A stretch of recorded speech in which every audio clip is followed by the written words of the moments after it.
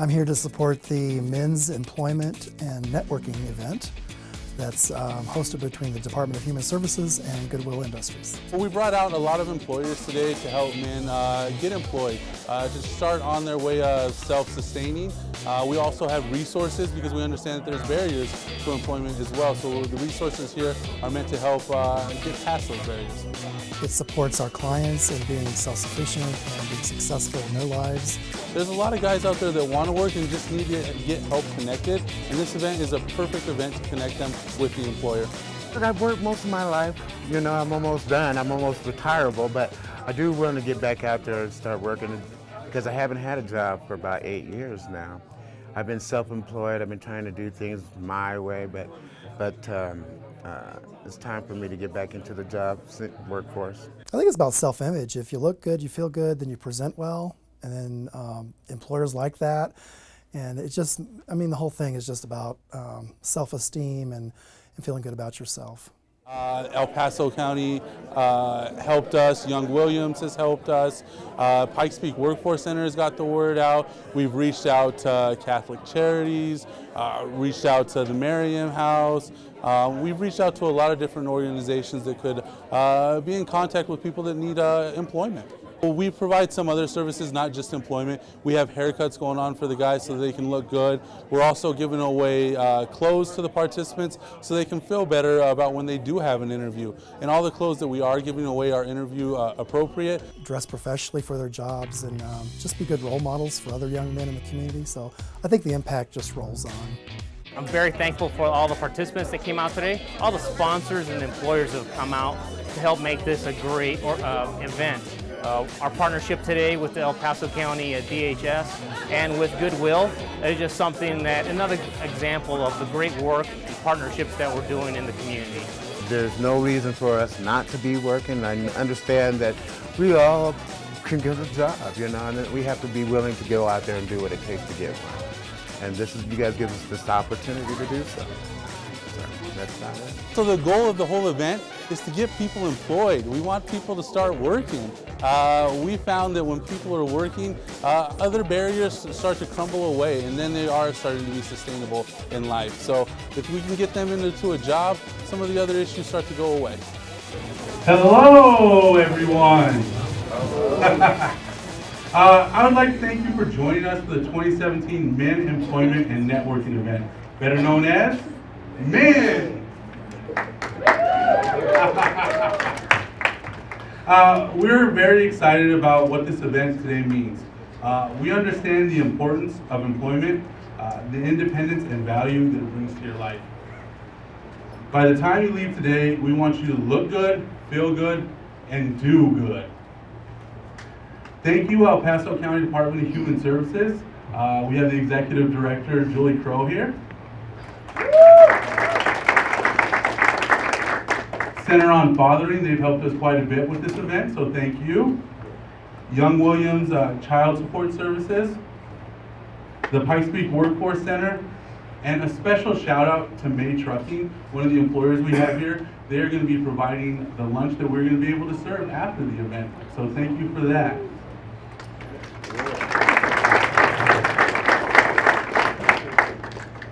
Lastly, I want to thank all the employers and resources that are here today to make this event possible for you guys today. And a shout out to all the volunteers to get this all together. Thank you guys very much. And now I would like to introduce someone who's been involved and supported the men's event since its beginning, El Paso County Deputy Executive Chris Garvin.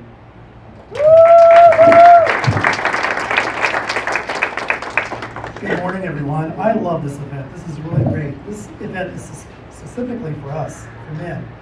And so I'm really proud that the Department of Human Services can support this with our community partners, Goodwill, and all the jobs downstairs. It's a great, great event. I am Christopher Garvin, Deputy Executive Director, and I would like to introduce Commissioner Gonzalez is here, right over here. Do you want to say a couple words? I'm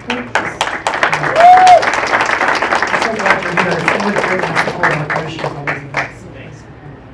Well, again, I'm Williams Gonzalez, Commissioner for District 4, which represents the south and the east part of the county. I just wanted to thank everybody for coming out. This is just one of those other great examples that we've demonstrated in the county of community partnership, and that's what it's about. Coming together, the volunteers, helping out each other. So I want this to continue. I want this to be a great event. I want to thank our partners. This is a great collaboration of the county's DHS, Goodwill, and all the volunteers, all the sponsors, and all the employers downstairs. So once again, just thank everybody, and I thank you for coming out, and I appreciate all the hard work that's being done today, and best of luck in employment opportunities. So God bless.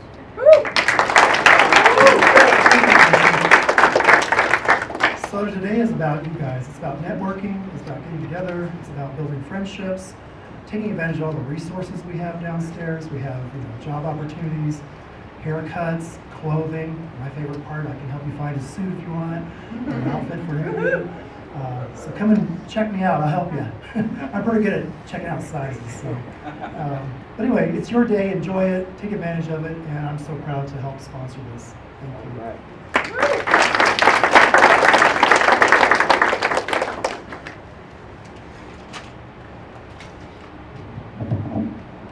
And now, our speaker today. James Proby is a community advocate that has served on several community roles and a host of organizations, including being board member of the Women's Resource Agency, community outreach interim president of the Urban League of the Pikes Peak region, and founder of the Men's Exchange, a social enterprise dedicated to dressing men in a professional way and evolving today's man. Among much more, he is dedicated to ensuring that we create opportunities for everyone in the community and that we all work hard to eradicate prejudicial bias as well as strive for social equality. Please help me bring up James Proby.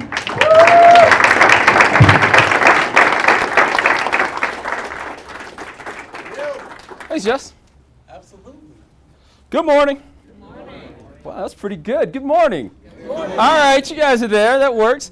My name is James Proby, and like Jesse told you, I'm the founder of the Men's Exchange. It's a new social enterprise in town, and we are dedicated to making sure that we help men dress better, as well as address men's issues from a male perspective. You guys were probably expecting to hear Clinton Cooper today. You had another speaker that was scheduled to speak to you today. Coop and I used to work together at the Workforce Center. I've known him for several years. He was unable to be here, so I get to be your backup this morning, okay? So just to give you a few different options there, backups are not always the worst possible thing, right? Backups are not always the worst possible answer that you've got there. I'm gonna give you 3 different options that happen in there. All football choices, by the way, okay? Don Mikowski, anybody heard of that guy? Drew Bledsoe, right? Tony Romo. Heard about each one of those. What do all 3 of them have in common? All 3 of them were starters. Nice try. They were all starters. Every single one of them, and all pros. All 3 of them were starters and all pros, right?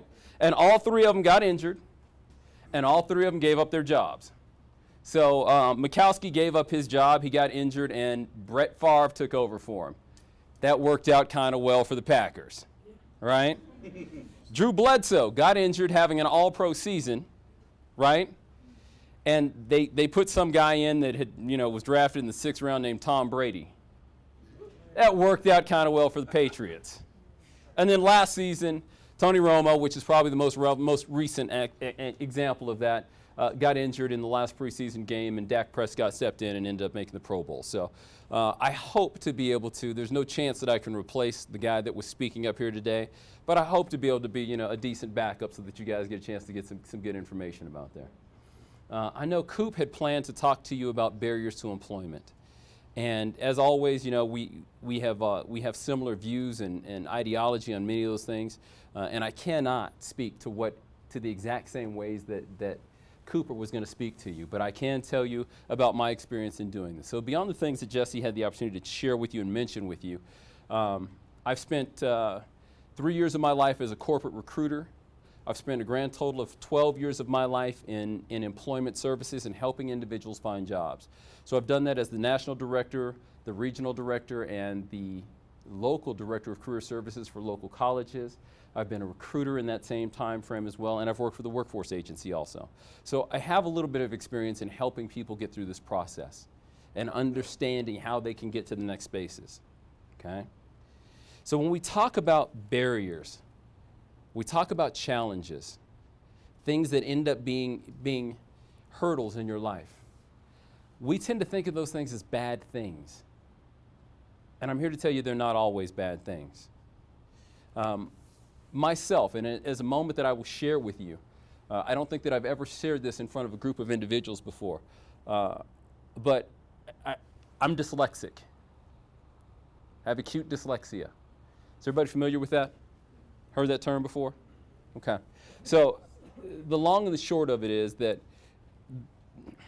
in development, my brain didn't get a chance to fully develop in the exact same way that a normal brain does. And so when it comes to reading and cognition, there's little parts of my gray matter that got distributed to other parts of my brain, and it didn't get a chance to settle in the same spot. So as I read, it takes me 4/100ths of a second longer to recognize a word, to understand what that word is and put it in context. And when you think 4/100ths of a second, that doesn't seem like it's that big a deal. But when you think that as a kindergartner, it takes me longer to be able to recognize a word and then to be able to process it and make sure that I understand where it goes in a sentence. It hindered my ability to learn or to read for the course of my life.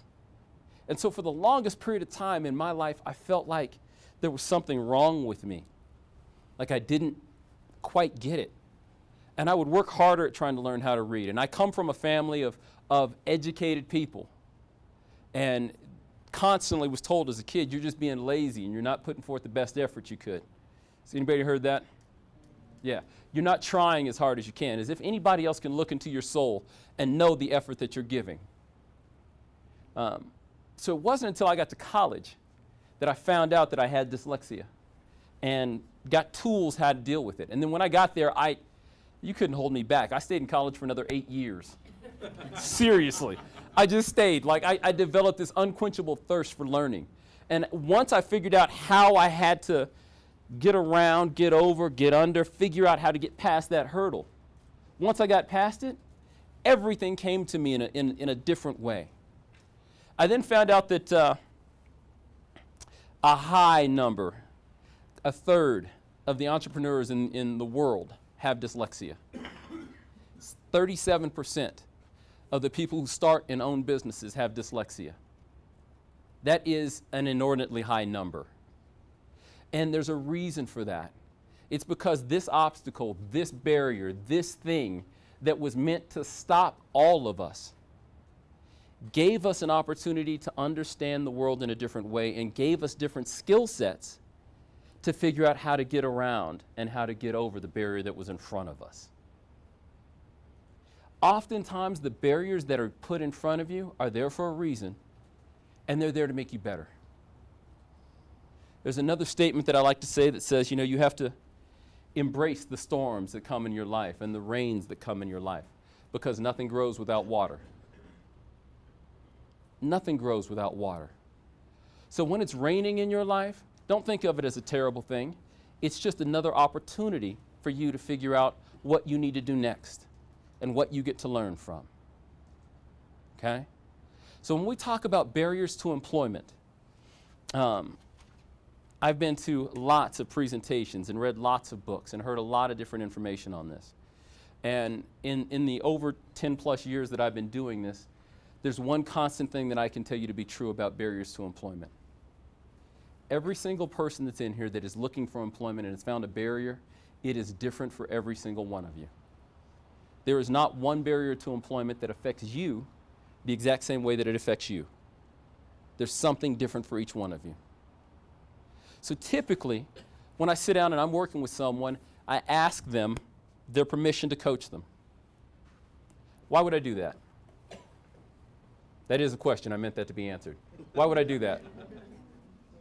So you want the help, so you're ready to accept the help, you're not going to accept it. Say that again. I love it. Say you actually put it in better terms than I did. Say that again. Until you are ready to accept the help being offered, there's no point in wasting your time.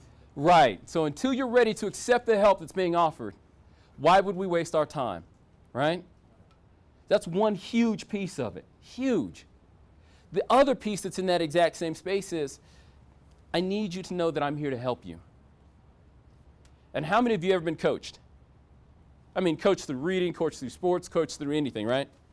Does your coach tell you you're doing everything right? Right? Your coach is there to tell you what's wrong and how do we get better.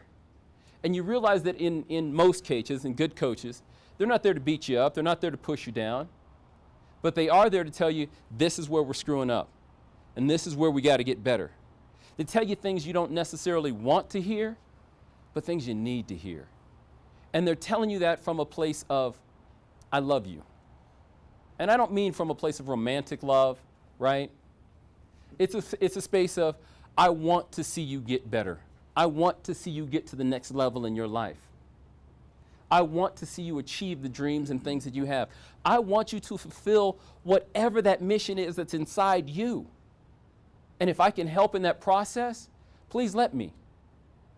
Please let me help you get to that place. So one of the things that we sit down and do is that we ask that, because I want your permission to provide you help. And I want you to know that we're gonna do this so that we can kind of make this journey together and figure out what's the best places we can get you to that next spot. But with each one of you, there's a different barrier. There's something different that is being a challenge for you. And we have to be able to isolate that thing, figure out what it is, and address it, right? The other thing that I've learned is that no one is unemployable. Please hear me when I say that. No one is unemployable. Every single one of you has the ability to work and has the ability to be employed. Oftentimes the challenge that we have is that we want to start at the top. Oh, I'm the only one that wants that? Okay, I was making sure, right? You show up and you're like, I need to be at the top. I need to be the number one person here, right? I know I've never worked in this industry before and I've never been here and you just barely got my application, but I should be in charge. Oftentimes we overestimate where we should be and when we should be there. And we have to kind of scale back those goals a little bit. You don't walk on to any place and end up in the first position. You get to earn that. You get to prove yourself. And when you prove yourself, you get a chance to learn in advance. So when we do that, we want to make sure that every individual understands what their tools are, what their skill sets are, and what a good starting place is for them. And make sure you're making that assessment of yourself. Has anybody ever heard of Richard Branson? Yes, sir. Right? He's the CEO and founder of Virgin Music, mobile, airplanes, like everything. Richard had an incredible statement that he posted in an interview 3 years ago, and I've held on to it ever since. He said, I can teach anyone to do anything in 90 days. I can teach you any skill that you need to know to do any job in 90 days. I can't teach you good work ethic. I can't teach you a positive attitude. I can't teach you to get along with others. And I can't teach you to fit into our company culture or our ethos. Those are the things that I look for when I'm hiring somebody. Hiring somebody who's got the right mindset and not the right skill set. Does that make sense? Okay, so if you can be taught to do any job that's out there, the next piece falls back to you, right? So all of us are capable of pointing to that one thing that stopped us from getting this job, right? It was that person, it was the government, it was I didn't have a car, I didn't have the right clothes, right? It was my criminal history, it was my background, it was my lack of education. We can all point to those things, right? Man, if you don't take anything away from this, but you do take this today, please take this one thing out of here today. Every single time that you point a finger out, there are 3 fingers pointing back at you. Means you have 3 times the opportunity to impact whatever situation that is. it is imperative, it's incumbent upon you to deal with the situation 3 times before you start to blame anyone else. It is the challenges that I got to have with reading and learning, it was 3 times my responsibility to learn a different way, to read a different way, to process a different way. When you do that, you empower yourself. It takes away from all the other stuff that's out there. Do you know how people get to become racists? They're taught. And they're taught that by saying, it's that person over there that's your problem. It's that person over there that's stopping you from getting what you want. If you know what you want, go get it. If you know what you're worth, then work for it. We in this country have done the majority of the citizens here a disservice by saying you can be anything you want and you can have anything you want. This is America, this is the land of opportunity, and you can have anything you want. It's a true statement, by the way. What we failed to put in the backside of that is that you can have anything you want as long as you're willing to work your butt off for it. Are you willing to persevere past the points when people tell you no? Are you willing to get up when everyone else has knocked you down? Are you willing to take the next step when it's a painful step to take? Are you willing to do that thing that's uncomfortable because you have to change and go to a different direction? You're willing to do that, you can have anything. And I promise you, you can have anything. But you got to work for it. You got to grind for it. You got to hustle for it. You got to sacrifice for it. And you have to be dedicated to learning something new every single day. And that means changing your mindset and changing your attitude. You don't know it all. I don't know it all. I don't have all the answers. You don't have all the answers. But I promise you, if you're willing to learn and put yourself out there and have the right attitude, have the right mindset, you can learn and grow past each one of those things. Right? Okay. Men, I don't want to leave you today without giving you some practical information as well.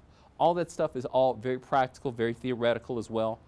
But I want you to have some information as to how you get a chance to move forward in this employment process, right? So, in doing this, and having done this with a whole lot of men, I've heard statements of, let me do this, let's go a different way. How do you get a job? Again, that was a question that needed a response. How do you get a job? Okay, so what are the steps? You apply to what? An open position. Where'd you find said open position? Word of mouth online, right? These are not trick questions, by the way. I'm just trying to make sure we're all on the same page.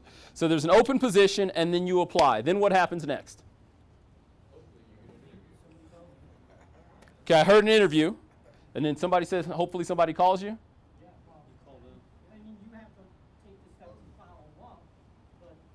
But hopefully someone calls you. Okay, so I like that answer better than your answer. I'm just making sure we're clear on this. So you apply, then someone calls you, because you don't just walk in for an interview after you apply. Someone's got to call you, so that's why that whole thing works, right? Someone calls you. Then there's an interview, right? Would you agree or disagree? Okay, then what happens next? Then there's a job offer. If you make it. If you make it. Okay, that's a great point if you make it through the interview process, right? All right, so let's talk about each one of those steps. Step 1, and this is rocket science. So please try and follow along. It's going to get really complicated here. All right. I walk through this with every single person that I'm coaching. If you are applying for jobs and sending out your resume and no one is calling you, something's wrong with your application or your resume. Okay? I literally have sat down and talked with people who told me, I've sent out 150 resumes and nobody called me back. I mean, you got a terrible resume. I mean, that's not an opinion, that's just a fact. That's just what's out there. If no one's called you back from your marketing materials, your marketing is bad. And again, the point is to isolate the problem.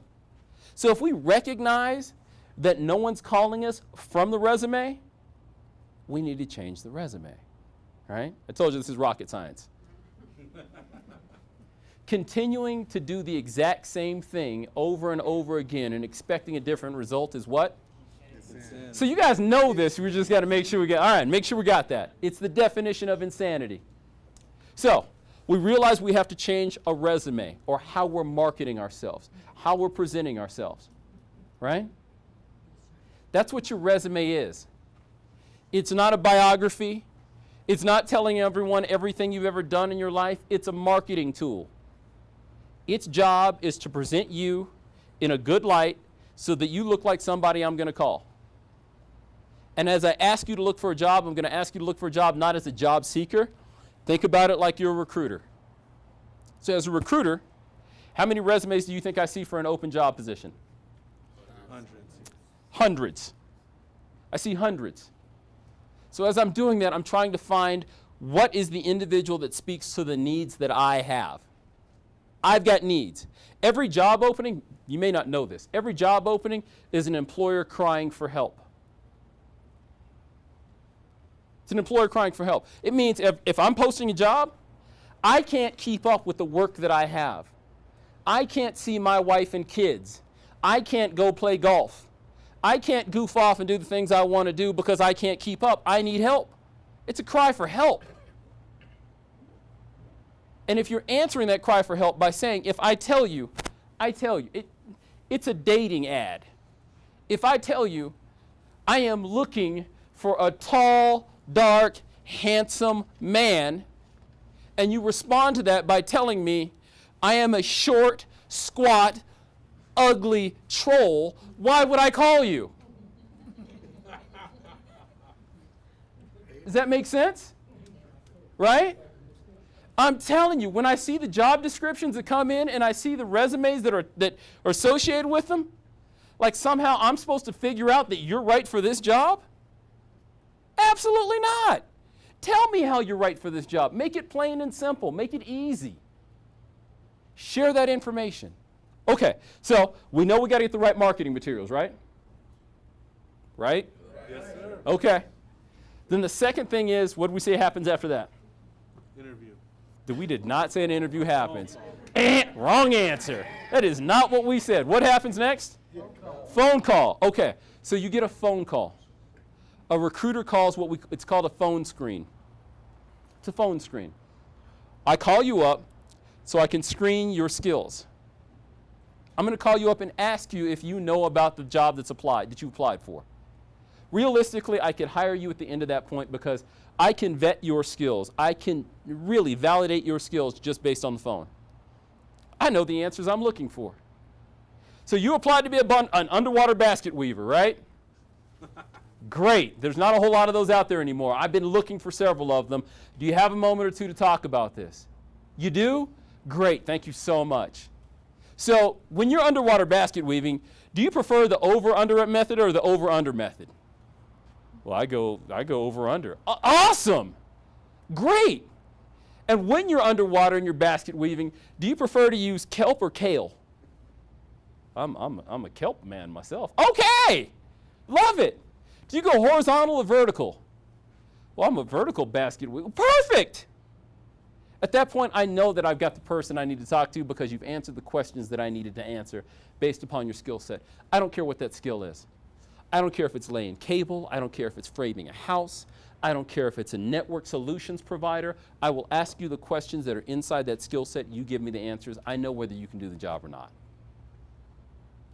So then why do we move to an interview? Your face. You were just telling me about why we move to an interview. Face-to-face. Say that again. Face-to-face. What does that mean? You're right. What does that mean? Say it again. Your appearance. I need to know if you have a third eye on your temple. I need to know, do you smell? Are you going to fit in with everybody else on my team? Right? Are you going to show up wearing a t-shirt that says, I smoke weed all day long? These are real examples. These are things that have happened. We got a couple employers in the room that will validate what I'm saying to you. I've been at job fairs with people walking around with t-shirts talking to employers that say, I'm high right now. Right? I'm not kidding. It seems like a joke. It's reality. But I need to look at you. I got to lay my eyes on you. I need to hear you. I need to smell you. Okay? Give you a quick example of that. Names have been changed to protect the innocent and the guilty. I used to work with this guy named Dean. Go with Dean.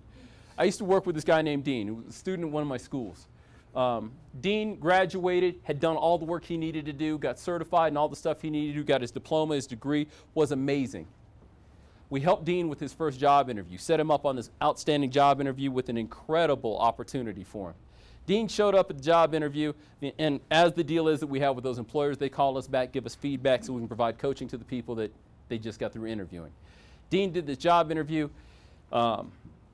Dean walks out of the office. The employer calls me and says, James, this isn't going to work. Dean is just horrible. We have issues all over the place. And I said, okay, everything seemed good. His resume looked good, phone screen looked good, but when I looked at this guy, we got a problem. Okay, thanks for the feedback. I'll do what I can do. I then immediately picked up the phone and called Dean. Dean, it's James. Yeah. Tell me, how'd your interview go today? Oh, dude, it went awesome. I crushed it. It was amazing. Okay, where are you, Dean? I just left, man. I'm in my car. Great. Can you come here? Yes. Come straight here. Don't go anywhere else. All right. I can't wait to get there. Dean is thrilled because he knows he's got a job offer on the table, right? Dean shows up, and Dean walks in and sits down in my office across from my desk, and I see Dean. Dean's hair hadn't been cut, much less combed, in 6 months.